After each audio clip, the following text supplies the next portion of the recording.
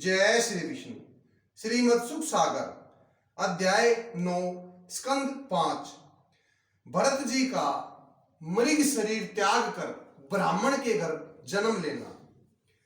श्री सुखदेव जी बोले, हे राजन, मरते समय उस मृग शिशु के बच्चे में ध्यान होने के कारण महान ज्ञानी राजा भरत जी ने एक मृग का शरीर पाया।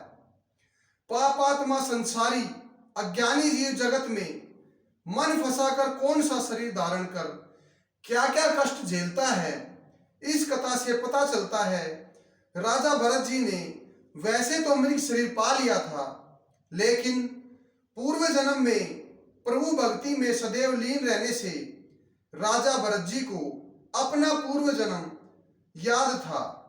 जब वे पूर्व जन्म की बातें स्मरण करते थे तो बार बार अपने को धिक्कारते थे। वे सदैव मृग झुंड से अलग रहकर थोड़ी बहुत सूखी पत्तियां खाकर प्रभु के ध्यान में मगन रहते थे। वे बहुत ही निर्बल हो गए थे और एक दिन नदी को लांघते हुए उन्होंने अपना शरीर त्याग दिया। सदैव प्रभु भक्ति में लीन रहने से प्रभु की कृपा उनका एक जन्म वेद पाठी ब्राह्मण के घर हुआ। उस ब्राह्मण ने उनका नाम भरत रखा और इन्हें पढ़ाने का खूब प्रयत्न किया, लेकिन सब कुछ व्यर्थ रहा। ब्राह्मण ने मरते समय अपने पुत्रों को भी यही शिक्षा दी कि वे भरत को अवश्य पढ़ाएं। अपने पिता की आज्ञा का पालन करते हुए भरत के भाइयों ने उसे पढ़ाने के खूब यत्न किए, लेकिन उनके समस्त प्रयास व्यर्थ रहे। वे सदैव प्रभु भक्ति में मगन रहते थे। जब भरत जी के भाई ने उन्हें पढ़ाने के सारे प्रयास कर लिए, लेकिन भरत जी नहीं पढ़े, तो उन्होंने उनको अपने खेतों में रखवाली करने के लिए छोड़ दिया और उन्हें वहीं पर भोजन आदि दे देते थे। लेकिन भरत जी खेतों की रखवाली ना करके सदैव प्रभु भक्ति में लीन रहते थे। एक दिन की बात है, भील राजा के कुछ सेवक बलि देने के लिए मनुष्य को ढूंढते ढूंढते उधर आ निकले और भरत जी को देखकर उन सेवकों ने उन्हें पकड़ लिया और आपस में कहने लगे, इससे अच्छे बलि के लिए शिकार हमें ढूंढने पर भी नहीं मिलेगा, इसे शीघ्र ही महाराज के पास ले चलो। वे भील राजा के सेवक भरत जी को पकड़कर भील राजा के सामने ले गए। भरत जी प्राणी को देखकर भीलों का राजा बहुत प्रसन्न हुआ और मन ही मन सोचने लगा, मेरे पूर्व जन्म के पुण्यों से आज भद्रकाली मुझ पर सदैव कृपा करेगी और मुझे साक्षात दर्शन भी देगी। भील राजा ने भरत जी की हजामत करा, सुगंधित जल से स्नान करा, सुंदर वस्त्र आभूषण परा, फिर अनेक प्रकार के व्यंजन उनके सामने ला रखे।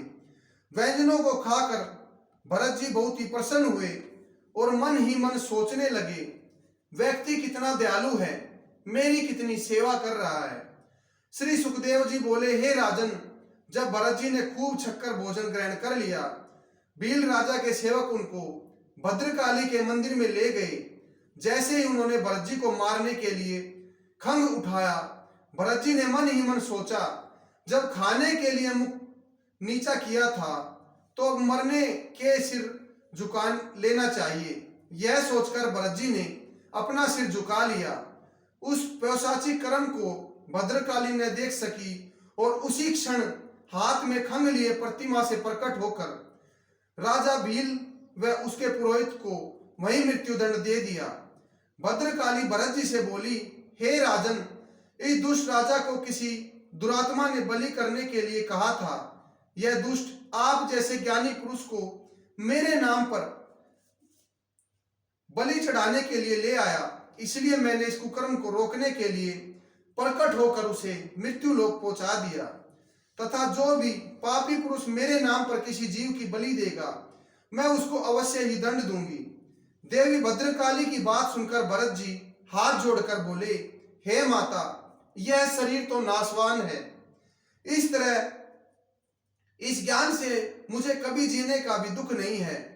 तब भी अधर्मी मनुष्य इस तरह देवों के समक्ष पशु पक्षियों व मनुष्यों की बलि चढ़ाते हैं। वे नरक की यातना भोग कर कभी सुखों को प्राप्त नहीं करते।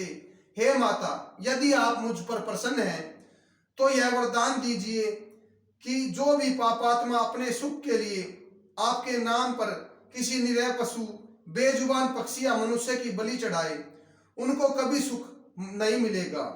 भरत जी की बात सुनकर भगवती भद्रकाली प्रसन्न होकर बोली, हे महात्मा, ऐसा ही होगा। यह कहकर देवी भद्रकाली अंतर्ध्यान हो गई और भरत जी फिर से प्रभु भक्ति में लीन होकर पृथ्वी पर घूमने लगे। जय श्री विष्णु।